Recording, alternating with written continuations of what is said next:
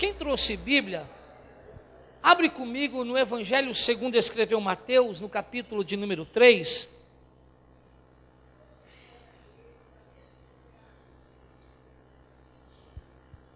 Mateus capítulo 3. Enquanto você procura, eu quero externar a minha alegria, gratidão a Deus por estar aqui mais uma vez. Louvar a Deus pela vida desse casal de abnegados servos de Deus, pastor Antônio Carlos, pastora Maria Helena, que Deus abençoe e continue abençoando em nome de Jesus. Dos demais pastores, amigos que sempre nos recebem aqui com muito amor e carinho, que Deus abençoe em nome de Jesus, é sempre bom revê-los. Meu amigo Wanderson está ali e a sua esposa, eles foram lá na minha terra, pastor, visitar a nossa igreja lá. Isso aqui é amigo, viu? Mandei o convite lá, eles foram. Deus abençoe vocês, amo vocês. Mateus capítulo 3, a partir do verso 1. Posso usar o tecladista, pastor? Cadê o tecladista? Vem me ajudar aqui. Isso, não foge não. Mateus capítulo 3, a partir do verso 1, diz assim: E naqueles dias apareceu João Batista pregando no deserto da Judeia e dizendo: Arrependei-vos, porque é chegado o reino dos céus. Porque este é o anunciado pelo profeta Isaías, que dizia: Voz do que clama no deserto, preparai o caminho do Senhor, endireitai as suas veredas. E este João tinha sua veste de pelos de camelo e um cinto de couro em torno de seus lombos, e alimentava-se de gafanhoto e de mel silvestre. Então ia ter com ele Jerusalém e toda a Judeia e toda a província adjacente ao Jordão. Somente até aqui. Amados e queridos irmãos, João Batista é um personagem que dispensa apresentação. Ele chocou a sua época. Para falar bem a verdade, hoje, vivendo numa época que a gente está acostumado a ver de tudo, todo tipo de costume, todo tipo de tradição, quando lemos a respeito de João Batista, dos seus hábitos, de suas vestimentas, a gente se choca. Então você imagina numa época que era muito mais conservadora. Diferente dos demais sacerdotes, João Batista dispensava as vestes sacerdotais, as vestes finas. Diferente dos demais sacerdotes, João Batista também não se valia do direito de se alimentar da melhor comida, feita de flor de farinha. João Batista usava uma roupa feita de pelos de camelo, amarrada a um cinto de couro, alimentando-se de gafanhoto e de mel silvestre. Por que João Batista usava roupas de pelo de camelo, amarrada a um cinto de couro? Ele queria chocar os religiosos e fariseus da época. Ele queria expor a hipocrisia dos religiosos. Todo mundo sabe que o camelo era um animal considerado impuro segundo a lei. O que João Batista queria expor aos religiosos, aos fariseus, a usar uma roupa feita de pelo de um animal impuro? Ele queria mostrar que assim como ele estava ali expondo aquela roupa de um animal impuro, nós também, mediante a Deus, expomos as nossas impurezas, o nosso pecado. Ao amarrar um cinto de couro, nós sabemos que o boi é um animal de carga. O boi é um animal que é subjugado pelo peso da carga. O que João Batista queria demonstrar? Que assim como o boi era subjugado pelo peso da carga, nós também somos subjugados pelo peso do nosso pecado. Mas mais interessante é a alimentação de João Batista, porque ele se alimentava-se de gafanhoto e mel. Nós sabemos que o gafanhoto na Bíblia representa o devorador, representa um demônio que devora as finanças daqueles que são infiéis nos seus dízimos e nas suas ofertas. Quando João Batista se alimentava-se do gafanhoto, do devorador, ele estava dizendo que em Cristo nós temos poder de devorar aquilo que deseja nos devorar. E o mel silvestre representa, tipifica a figura de Jesus Cristo. Mas não é sobre isso que eu quero falar. O que eu acho interessante, eu estava meditando na palavra dia desses, é a maneira que o escritor inicia os versículos que nós começamos a ler. O escritor começa dizendo: E naqueles dias apareceu João Batista pregando no deserto da Judeia. E naqueles dias aponta mais para algo teológico, aponta mais para algo profético do que cronológico. Naqueles dias não está falando somente de tempo, está falando de um cenário teológico, de um cenário profético. E naqueles dias, que dias eram aqueles? Dias de muita crise. E naqueles dias, que dias eram aqueles? Dias difíceis. E naqueles dias, que dias eram aqueles? Dias em que o povo clamava por justiça. E naqueles dias, dias em que o povo não tinha mais esperança. E naqueles dias, dias de luta, dias de dor, dias de tristeza, dias de dificuldade. E naqueles dias, dias de apostasia espiritual. Mas o que eu acho interessante é que ele não fala só do tempo, ele fala do lugar, que é para complicar mais a situação. Ele diz: e naqueles dias, ou seja, o tempo era de crise. Repita comigo: o tempo era de crise. Agora olha o cenário aonde acontece isso. E naqueles dias apareceu João Batista onde? Repita comigo: o tempo era de crise, o local era deserto.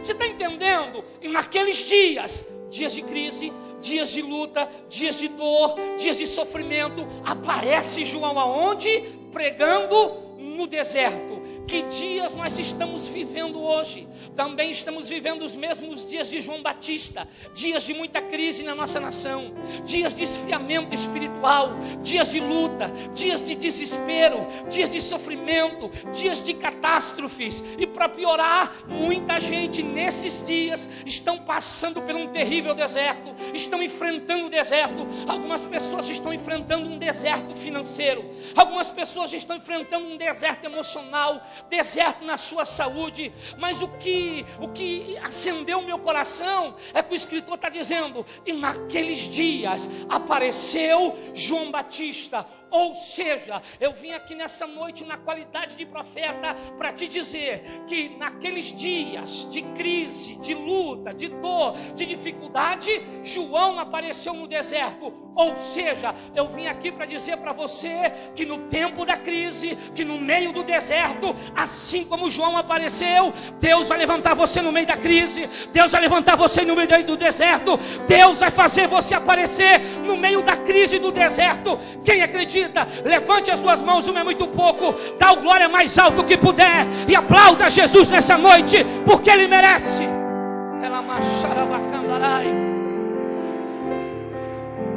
Sabe o que o Espírito Santo manda eu falar para você na noite desse sábado? A crise e o deserto não tem poder de esconder você. A crise e o deserto não tem poder de parar você. A crise e o deserto não tem poder de matar a sua fé. A crise e o deserto não tem poder de matar a sua esperança. Aleluia. Pastor, mas as pessoas costumam morrer na crise. É verdade. Pastor, as pessoas costumam sucumbir no deserto. Concordo. Mas pessoas comuns. E eu não estou pregando para pessoas comuns. Eu estou pregando para pessoas cheias do Espírito Santo. Pessoas comuns morrem no deserto. Pessoas comuns sucumbem no meio da crise. Mas você não é comum. A crise e o deserto não tem poder de parar um crente que é cheio do Espírito Santo de Deus. A crise e o deserto não escondeu João Batista. A crise e o deserto promoveu João Batista. Eu vim aqui dizer para você: a crise e o deserto mata pessoas comuns. Nós não. A crise e o deserto, ela está aqui para promover o crente, para exaltar o crente. Sabe o que eu acho interessante? Quantas pessoas sucumbiram na crise? Quantas pessoas não aguentaram atravessar esse deserto? Quantas pessoas morreram no deserto? Deserto é o lugar onde as pessoas morrem. Deserto é o lugar onde as pessoas, no momento de loucura, são levadas ao suicídio. Quantas pessoas tiraram sua vida esse ano? Quantos empresários não suportaram a falência e tiraram sua vida? Quantas pessoas, no meio da crise, morreram no meio do deserto? Só que enquanto eu orava, pedindo uma palavra para o Espírito Santo, Ele bradou isso no meu coração: a crise e o deserto para pessoas comuns. Mas nós não somos comuns. Nós somos levantados por Deus, somos chamados por Deus. A maioria das pessoas não consegue atravessar o deserto. A maioria das pessoas morre no meio do deserto. Mas sabe o que eu acho interessante? É o que o profeta Ezequiel fala no capítulo 37. Perceba que ele começa o capítulo 37 dizendo: e ele me fez andar no meio do deserto, ou se preferir, vale. Que vale? Vale de ossos secos. Ou seja, ele estava no meio de um cemitério.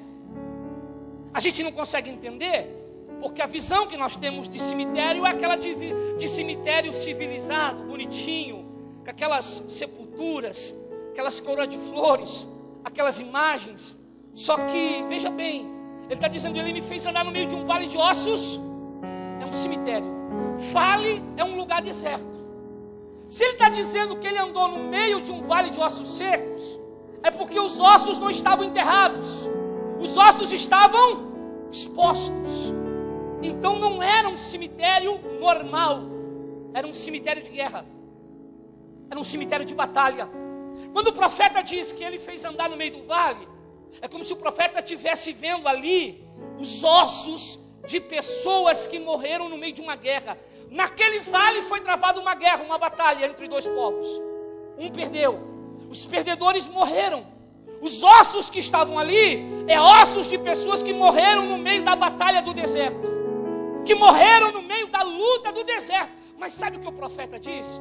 O profeta diz: enquanto havia ali ossos de pessoas que morreram no deserto, o profeta diz: e ele me fez andar no meio do deserto, e ele me fez andar no meio do vale. Você não entendeu porque não deu glória? Eu estou aqui nessa noite dizendo: Deus vai te fazer andar no deserto, Deus vai te fazer caminhar no deserto, Deus vai te fazer atravessar o deserto. Você vai vencer o deserto. Quem acredita, glorifique ao Senhor nessa noite. Eu vim aqui para dizer uma coisa para você. Para nós não importa quem governa, quem não governa, eu e você vamos vencer o deserto, vamos atravessar o deserto, vamos superar a crise. Aleluia.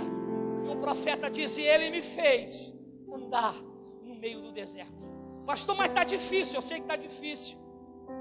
Mas Deus manda eu dizer para você: deserto não é lugar para fazer análise da sua vida. Deserto não é lugar para analisar o que você perdeu, o que você ganhou. Deserto é lugar para atravessar. E atravessar como? Clamando. Corra nesse deserto. Não pare, não perca energia no deserto. Corra. E como diz Martin Luther King, corra. Se não puder correr, caminhe. Se não puder caminhar, rasteje. Mas não pare no deserto. Deus vai te dar força para superar a crise e superar o deserto. Aleluia. João Batista apareceu no meio da crise do deserto. Eu estou nessa noite falando algo profético para você. A crise e o deserto não vão parar você. A crise e o deserto não vão esconder você. E sabe o que eu acho interessante? É o que João está fazendo no deserto. Isso aqui me emociona. Porque veja bem, João está na crise, João está no deserto, mas ele está fazendo o quê? O que ele estava fazendo? O que ele estava fazendo? Sabe o que o Espírito Santo manda dizer para você? Nenhuma crise, nenhum deserto tem poder de impedir o chamado de Deus na sua vida. João estava na crise, João estava no deserto, mas ele estava pregando. Deus me trouxe aqui para dizer para você: ah, pastor, eu estou passando uma crise ministerial, uma crise financeira, uma crise familiar, uma crise na família. Eu estou atravessando o pior deserto da minha vida, mas Deus me trouxe aqui para dizer: essa crise, esse deserto não tem poder de parar a tua chamada. A tua chamada é maior que a crise, o teu ministério é maior que o deserto. Então pregue no deserto, cante no deserto, louve no deserto, adore no deserto, mas não pare. Deus não quer que você pare. Caminhe, avance, conquiste.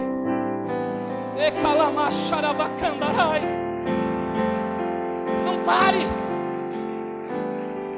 Não pare. Eu sei que é difícil. Ninguém quer passar pela crise. Mas entenda uma coisa: os grandes vencedores, os grandes heróis da fé foram pessoas que não desistiram no deserto. E no deserto, irmãos, aparecem as nossas limitações. Muitas vezes nas batalhas do deserto somos mutilados pela vida, somos machucados. Mas João Batista estava na crise no deserto, mas ele não parou. Deus me trouxe aqui para dizer para você: não pare no deserto. É tempo de trabalhar, é tempo de pregar, é tempo de clamar, é tempo de evangelizar, é tempo de conquistar. Pastor, estou num lugar muito difícil, as pessoas são duras para o evangelho. Não é tempo de parar, é tempo de pregar. Está no deserto? Pregue, louve, cante, adore. E sabe o que eu acho interessante? É que João, ele não está ligando muito para a estratégia de crescimento. Na crise no deserto, somos tentados a fazer aquilo que está dando certo, né? Aquilo que hoje muitas pessoas fazem. Mas qual que era a mensagem de João Batista? João Batista não apareceu porque no deserto o normal seria: olha, Deus vai te tirar desse deserto, você vai ficar rico, você vai prosperar. E com a mensagem de João Batista, ele chega pregando dizendo o quê? Arrependei-vos, porque é chegado o reino dos... Arrependei-vos. Olha que mensagem linda. Sabe o que João está dizendo?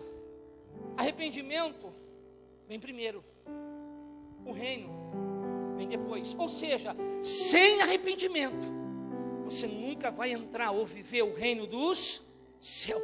É tempo de arrependimento, é tempo de se arrepender dos nossos pecados, é tempo de se arrepender dos nossos erros, das nossas falhas. Primeiro vem arrependimento, depois vem reino.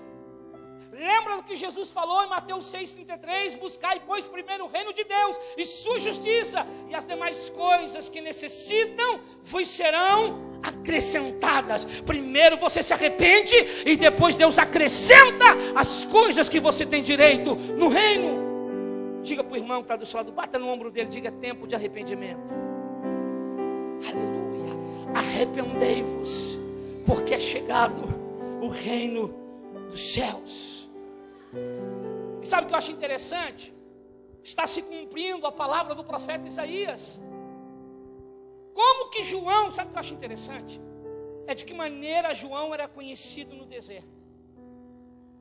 Como é que João era conhecido no deserto? Ele era conhecido como a voz que murmura no deserto. Sim ou não? Ele era conhecido como a voz que reclamava no deserto. Sim ou não? Ele era conhecido como a voz que desistia no deserto. Sim ou não? Ele era conhecido como a voz que... E você? Como você é conhecido no deserto? João era conhecido como a voz que clama, porque o profeta diz: clama, invoca, e eu responder-te-ei e anunciar-te-ei coisas grandes e ocultas que não. Tem gente que sabe o segredo, mas mesmo assim, ao invés de ser conhecido como a voz que clama no deserto, é conhecido como a voz que murmura no deserto. Que voz? Qual voz sua tem sido conhecida? Irmãos, hoje a nossa geração é conhecida como a voz que desabafa no Facebook. Status, se sentindo magoadinho, se sentindo decepcionado. Ah, irmão, se eu acho feio mulher fazer isso, imagina homem. Pelo amor de Deus, que negócio é esse de homem no Facebook se sentindo tristinho, abatidinho? Você é homem, homem de Deus, você é guerreiro do Senhor, você é Wolverine, como diz um outro pregador. Você tem que ser conhecido como a voz que clama no deserto. Reclamar não vai mudar a sua situação, reclamar não vai melhorar as coisas do nosso país. Se esse povo que se chama pelo meu nome se humilhar e clamar, eu ouvirei do céu e sararei a vossa terra. É tempo de clamar. Quem vai clamar, glorifica e aplauda Jesus nessa noite.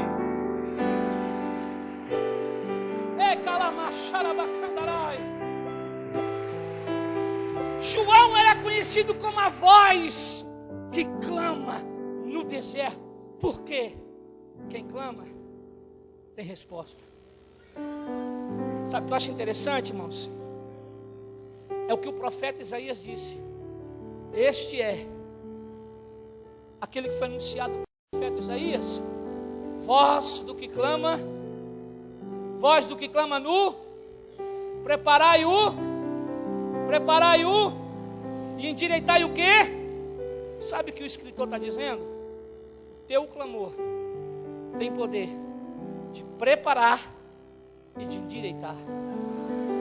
A tua reclamação não. Agora o teu clamor tem. O clamor endireita. O clamor prepara. Pastor, está difícil. Clama que o Senhor vai preparar o caminho. Clama que Ele vai endireitar o que está torto. Eu sei que é uma outra conotação, mas deixa eu usar isso para profetizar. Lembra do salmista? Prepara para mim um banquete na presença dos meus queridos. O teu clamor tem poder de preparar e de endireitar. Se a igreja clamar, Deus vai preparar e endireitar tudo o que está torto nessa nação. Aleluia. Mas sabe o que eu acho lindo, irmãos? É que João no deserto ele era conhecido como a voz que clama. É tempo da gente voltar a clamar. É tempo da gente voltar a orar. É tempo da gente voltar a buscar. Ele estava no deserto, mas ele estava clamando. Ele estava no deserto, mas ele estava buscando. E sabe o que eu acho tão lindo? É que o evangelista ele vai dizer que de Jerusalém, da Judeia, do Jordão e da vizinhança do Jordão, as pessoas saíam dessas cidades e iam no deserto para ver quem? João Batista. Perceba que o escritor diz que de todo o Jordão, Judeia, Jerusalém, da vizinhança, as pessoas iam para o deserto para ver João Batista. Olha que coisa linda. Meu irmão, as pessoas querem entrar no deserto ou as pessoas querem sair do deserto? O que você quer nessa noite? Entrar ou sair? Todo mundo aqui quer sair. Só que o escritor está dizendo que as pessoas entravam. Quando tem crente no deserto, quem vive no paraíso sai do paraíso para ver o que Deus está operando no meio do deserto. Eu estava falando para minha esposa esses dias atrás, há 16 anos atrás, quando eu larguei tudo para atender o chamado de ser pregador, abandonei o emprego na RBS TV, e aí eu era solteiro ainda,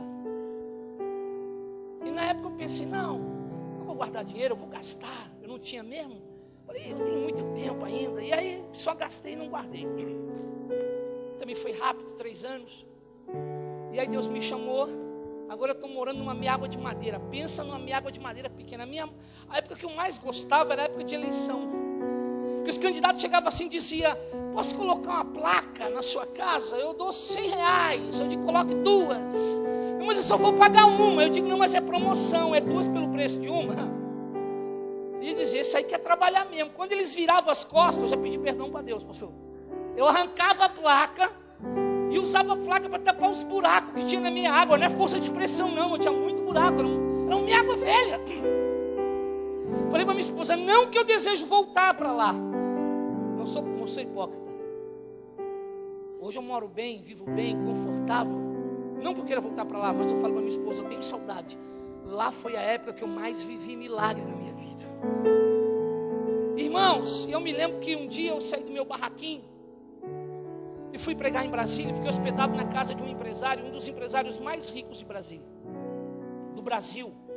Ele tem avião, não vou dizer por questão de ética o nome da empresa, mas é uma empresa multinacional muito conhecida.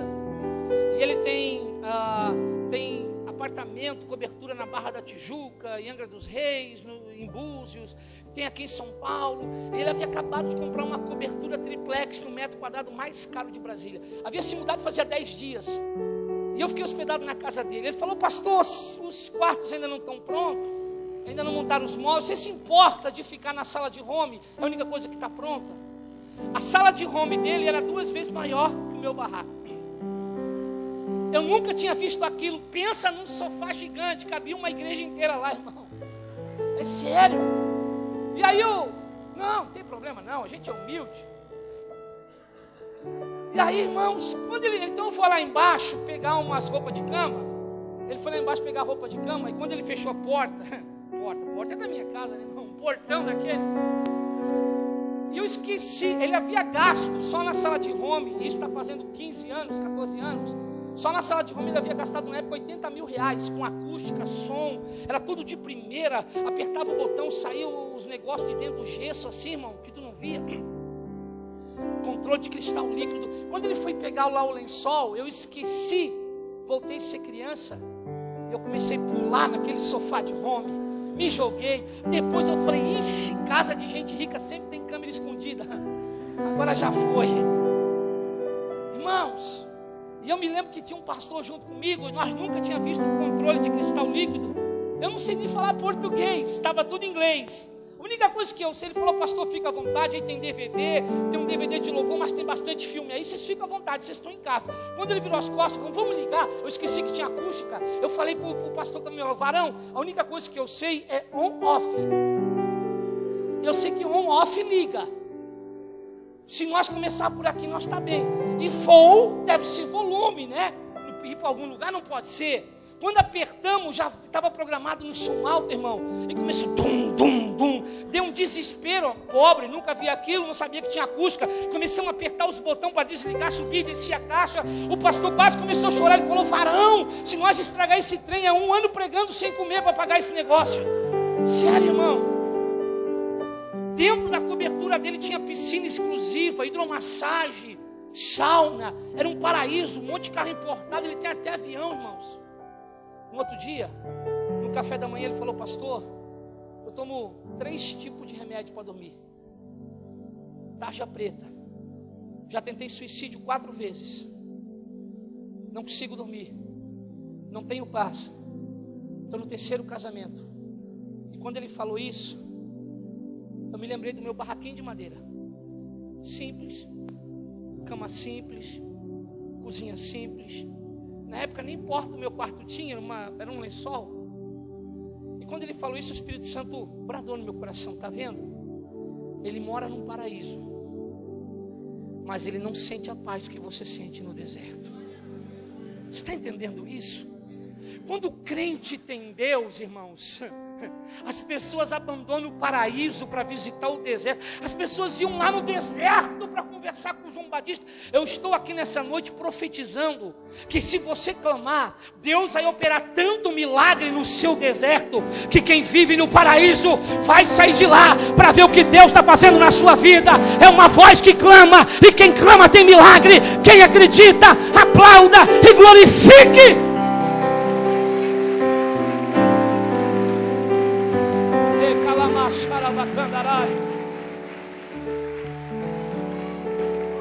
Mas agora vem a parte que eu mais gosto. O que o João Batista comia no deserto? Gafanhoto e... Deixa eu contar outro testemunho. Um casal de empresário me convidou para jantar no apartamento deles na beira da praia, lá em Balneário Camboriú. Falei para minha esposa. Ele falou, pastor, vou fazer algo especial para você. Vai ser um jantar especial. Falei para minha esposa, vou jejuar hoje. É sério? Eu falei, senão chego lá sem fome, sem apetite.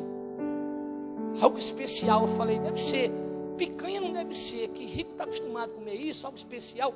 Deve ser filé, algum molho francês, algum molho importado, sei lá. Ou quem sabe seja lagosta. Eu falei, bem que podia ser lagosta. Eu falei, Jesus, é impossível que eu morra sem comer lagosta. Cumpra essa promessa na vida do teu filho. E nós sentamos lá na sala. Quando trouxeram a bandeja, aquele monte de talher que eu nunca vi na minha vida, eu falei para minha esposa, pobre é estranho, é rico é estranho, né? 2 mãos e tem mais de não sei quantos talheres em cima da mesa. Deve pensar que eu estou morrendo da fome, né? Para ter tanto talher.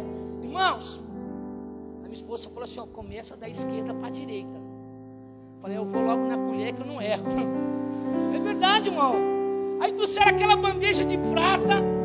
Quando eu vi aquela bandeja de prata, eu falei, eu sabia, Deus é fiel, é lagosta. É lagosta, Deus cumpriu. Pastor, é um prato especial muito caro. Eu falei para minha esposa, eu não falei para você, Deus é fiel. De repente, irmão, quando puxaram a bandeja, eu acho que a lagosta sumiu. Queimou a lagosta, é filhotinho, porque é um negocinho marrom tudo pequenininho. Pastor, isso aqui é caríssimo. Eu falei, tá, e isso aí o que é? Isso aí é gafanhoto, pastor.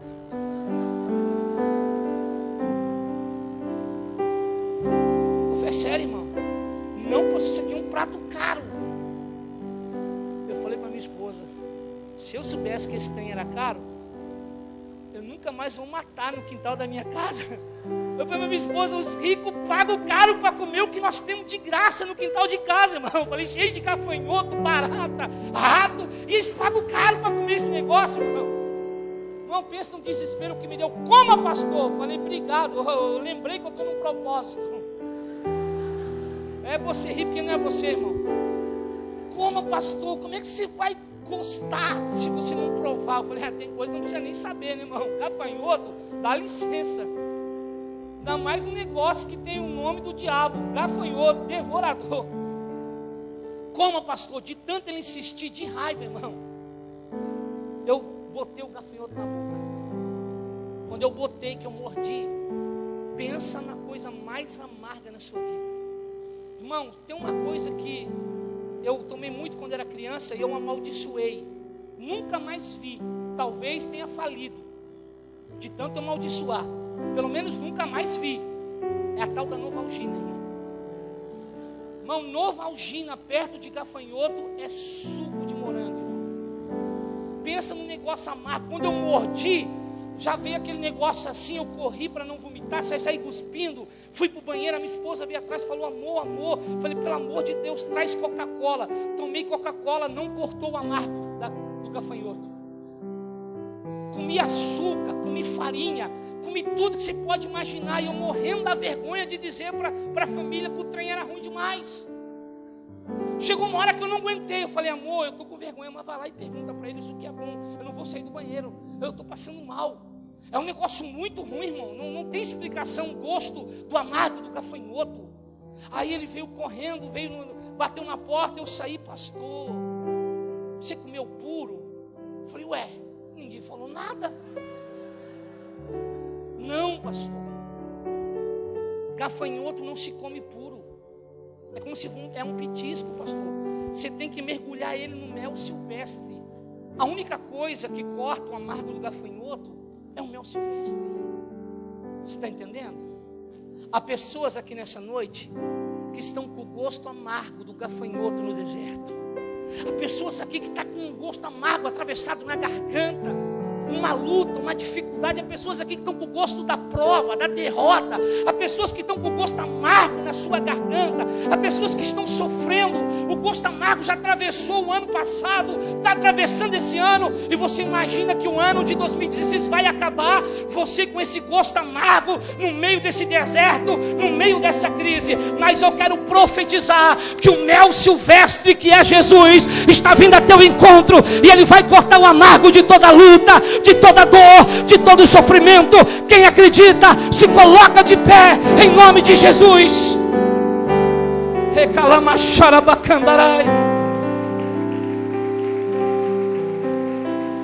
Escute, a sua luta, a sua prova pode ter um gosto amargo, mas a tua vitória vai ter sabor de mel. Eu vim aqui nessa noite para dizer que a crise e o deserto não vão parar você. E o mel, que é Jesus, vai vir adoçar os teus dias, as tuas noites. Deus não te chamou para morrer no meio desse deserto.